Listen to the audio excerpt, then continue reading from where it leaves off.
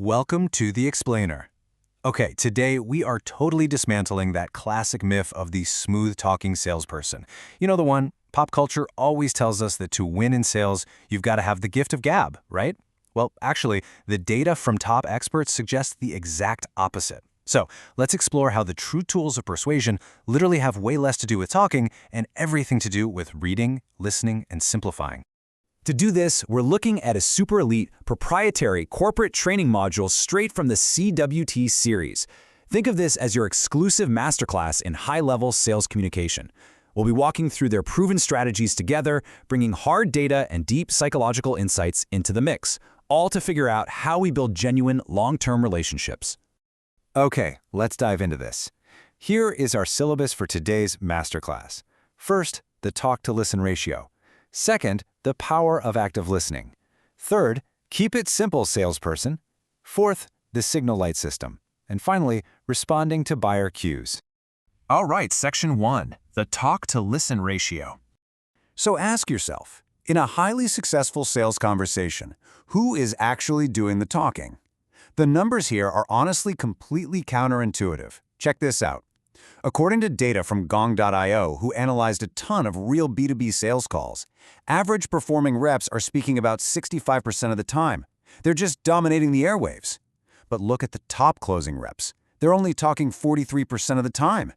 The absolute best salespeople spend the vast majority of their time just listening.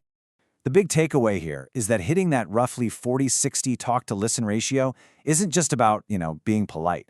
Listening is not a passive activity. It is your ultimate competitive advantage.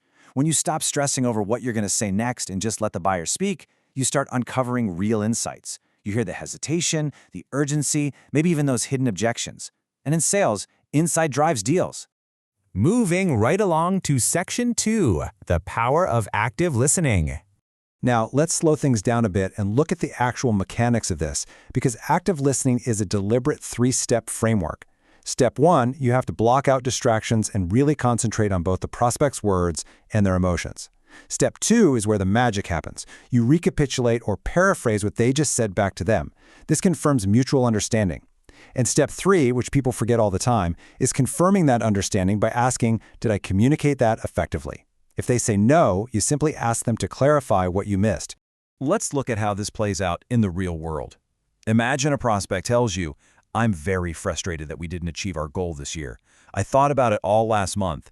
This really set us back. Worse, I'm just stuck on what to do next year. Now, a poor salesperson, they'd immediately pitch a product to fix it. But a master salesperson repeats back both the details of that missed goal and that powerful feeling of frustration. By recapitulating and making them truly feel heard, you eliminate friction and completely clear the path to position your value. Which brings us to Section 3, keep it simple, salesperson. And this brilliantly illustrates our next point. When it is your turn to speak, the words you choose matter immensely. Look, it's so easy to fall back on clunky, multisyllabic corporate jargon to try and sound smart, but that actually just creates emotional distance. Contrast that jargon with simple, one-syllable impact words. Trust, love, home, child, faith. Pretty much all the greatest things in human life are one-syllable things.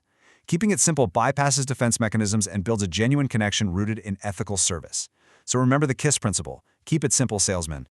All right, Section 4, the signal light system. Let's shift gears to nonverbal cues. From the moment we're born, we communicate our likes and dislikes without making a sound. A really helpful way to read this during a pitch is through a simple traffic light system. Green means acceptance. The buyer's leaning forward, they look relaxed, maybe smiling. Yellow means caution. They might be leaning away, looking a bit puzzled or fidgeting. That means communication is getting blocked. And red? Red means disagreement. Tense face, crossed arms, retracted shoulders. Recognizing these clusters of physical cues in real time is a total game changer. Let's move to Section 5 and see how this builds into responding to buyer cues. Because identifying the signal is really only half the battle. Your success hinges entirely on how you respond. Notice the specific green cues here. Leaning forward, arms relaxed and open, pleasant expression. They are literally telling you, without uttering a single word, I am favorably inclined toward you and I'm willing to listen. So let me ask you, if you're the salesperson and you observe these exact green light signals, what should be your next move? Well, the answer is pretty straightforward. You've got the go-ahead. With no nonverbal obstacles in your way, you are totally free to continue your planned presentation and smoothly proceed right toward the close. Now, what's really interesting about this slide is the complete opposite scenario. Contrast that green light with a buyer who is looking away. Their legs are crossed away from you, their posture is rigid, hand on the chin, and you can just feel the tension in the room. These are classic yellow, bordering on red light signals. They are broadcasting caution, skepticism, and maybe even outright disagreement. So, I'll challenge you again. Imagine you're right in the middle of a pitch. You mention a price or maybe a new feature, and bam, the buyer immediately strikes this pose. How must you react?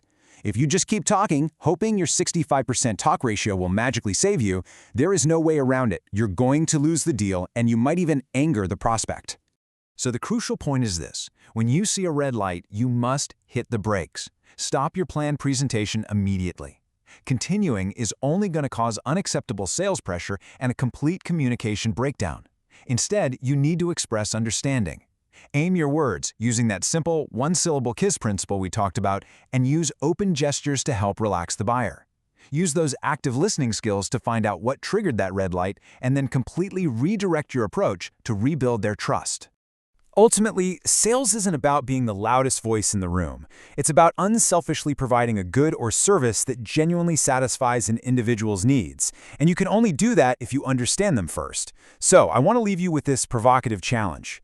In your very next meeting, are you just going to sit there waiting for your turn to talk? Or will you be the master communicator who actively listens, observes the signal lights, and truly connects? The choice and the deal is absolutely in your hands. Thanks for joining me on this explainer, and I'll see you next time.